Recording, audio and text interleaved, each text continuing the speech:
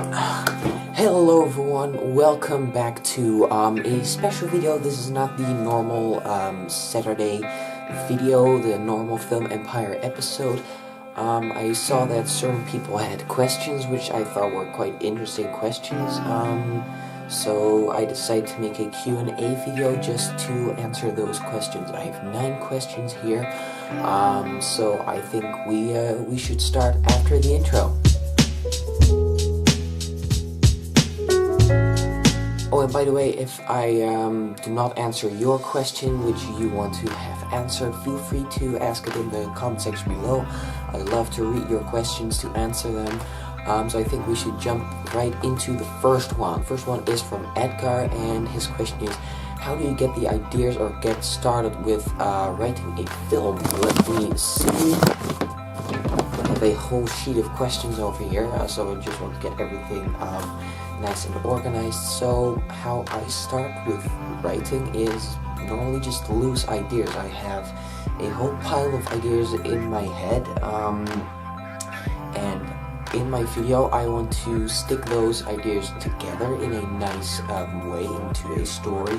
So for the film Virus, the short film Virus on this YouTube channel, if you haven't seen it, check it out. It's quite a nice short film, but I knew I want to have an action short with a hacker in it, and I wanted a nice conflict being, spoiler alert, if you don't want to hear the plot, skip ahead, but the main idea of the video being a hacker has to make something, but his thing gets stolen by the guy that requested it, so he has to go after that, and it's a 7-minute short action film. So those were the main ideas I got, and I started writing around them until you have a nice script. So that's how I go about writing scripts. It's just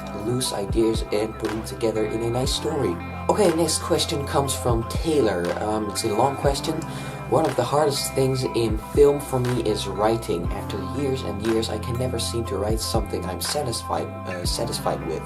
Is it possible that I'm just not a good writer and I should instead focus on what I'm good at while leaving the writing to those that can do it well? Or should I continue to try and develop that skill? If so, how can I work on creating ideas? Because that's the hardest bit for me. Now, I just explained that part on how I go about creating ideas. But on the writing part, I personally would develop it, go for some courses, look online, because I think it's always nice to have as much skills in video making.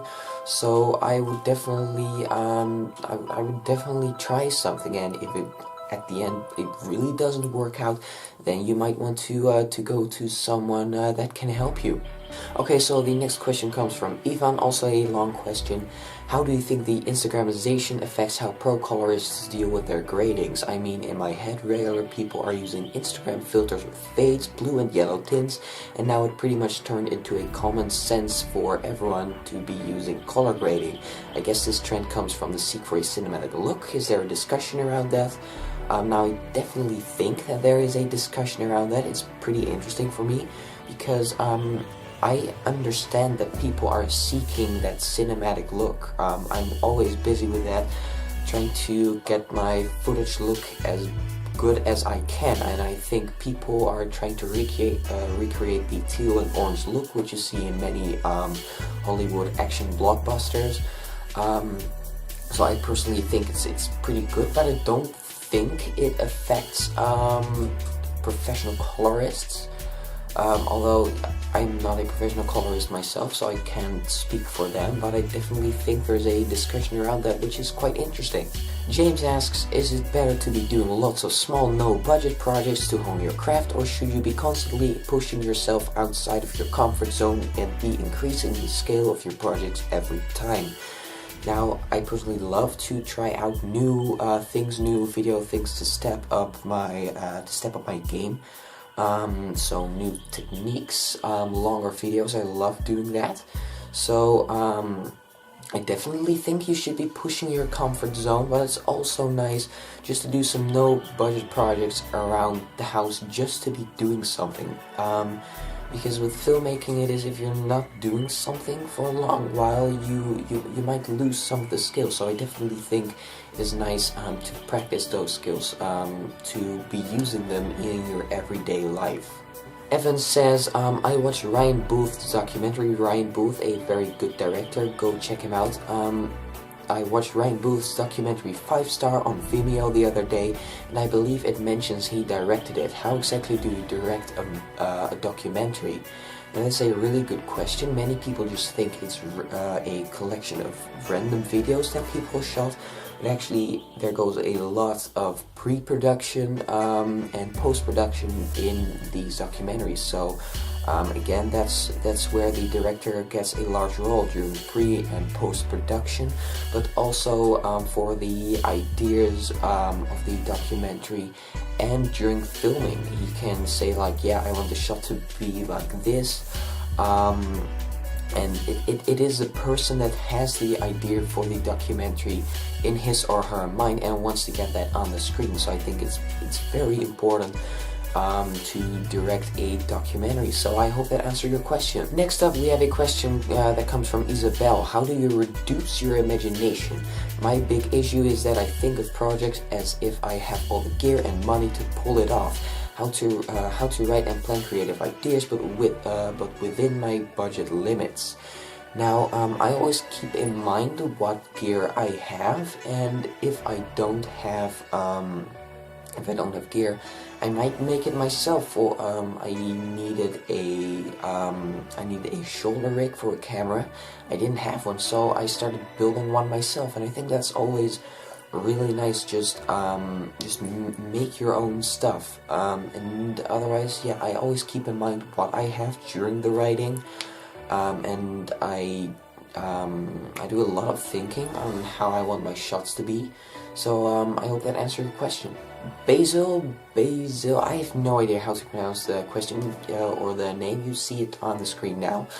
He says, what do you think of the super high-speed cameras developed by the MIT that can shoot 1 trillion frames per second? How can it be used in filmmaking? First of all, I think those cameras are freaking awesome. And they create some really abstract shots. You can see the light moving through the frame, so I think that's really cool and new technology, although I'm not sure how to use it in your film. So yeah, I think it's definitely really cool, but I'm not sure how to have that in the cinematography part of filmmaking. Jet Hinder says, quick lighting techniques and lighting fixtures or setups to run and gun shoot. Very good question. Many people think that it's like really hard and expensive to have good lighting setups. Well, it's actually really easy. I have 3 lights around me. I'm not sure if I can take this one off for you guys. It is a really nice LED light, which is on the side. It's a really small light. I can adjust the sensitivity of the light. Let me put it back real quick, because it's a quite important part of my lighting setup. But that is the DV96V, which is an on-camera LED light. I definitely think it's a really good buy, because it's so useful. It's always nice to have some LED lights with you, because they're very versatile. And I also have 2 small studio lights over here, just with a piece of paper stuck onto that, and I think that's really it. Just take